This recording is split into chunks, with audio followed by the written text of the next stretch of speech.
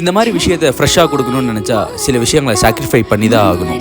Because நான் எந்த அளவுக்கு ஃப்ரெஷ்ஷாக கொடுக்குறோன்றதை விட அது எந்த அளவுக்கு ஃப்ரெஷ்ஷாக இருக்குன்றது தான் ரொம்ப ரொம்ப ரொம்ப முக்கியம்.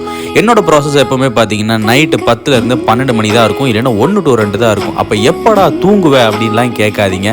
அந்த விஷயம் எல்லாத்தையுமே முடிச்சுட்டு ஃப்ரெஷ்ஷாக மேக் பண்ணிவிட்டு கஸ்டமர்ஸ் கையில் என்னோட ஃபேமிலி கையில் கொண்டு போய் கொடுத்துட்டு அவங்கக்கிட்ட அந்த ரிவ்யூ வாங்கிட்டு எந்த அளவுக்கு டேஸ்ட் இருக்குன்றது எல்லாத்தையும் கேட்டு தெரிஞ்சுக்கிட்டு வந்ததுக்கப்புறம் தான் எனக்கு தூக்கம் வரும்.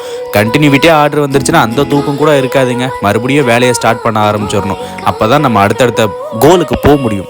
பிகாஸ் நம்ம தனியாக ஒரு விஷயத்த பண்ணுறோன்றதை தாண்டி தனிமையாக பண்ணுறோன்றது இருக்குது பார்த்தீங்களா, அதுதாங்க ரொம்ப ரொம்ப முக்கியம். எதை பற்றியும் யோசிக்கக்கூடாது, நம்ம விஷயத்தை ஃபோக்கஸ் பண்ணிட்டு போயிட்டே இருக்கணும். 1000 பேர் என்ன வேணாலும் சொல்லுவாங்க, அதை மண்டையில் எதுனா நம்ம பொழப்பு ஓடாது. நம்ம பொழப்பு ஓடணும்னா மற்றவன் சொல்கிறத கேட்கக்கூடாது. இப்படி தான் ஏதாவது வளரிக்கிட்டே இருப்பேன். இப்போ நேராக மேட்ருக்கு வருவோம். ஸோ நம்ம ஃபேமிலி எப்பவும் போல் நம்மகிட்ட ஆர்டர் கொடுத்துருந்தாங்க. ஸோ உங்களுக்கு தான் தெரியுமே, ஃப்ரெஷ்ஷுன்னா ஃப்ரெஷ்ஷு தான். ஸோ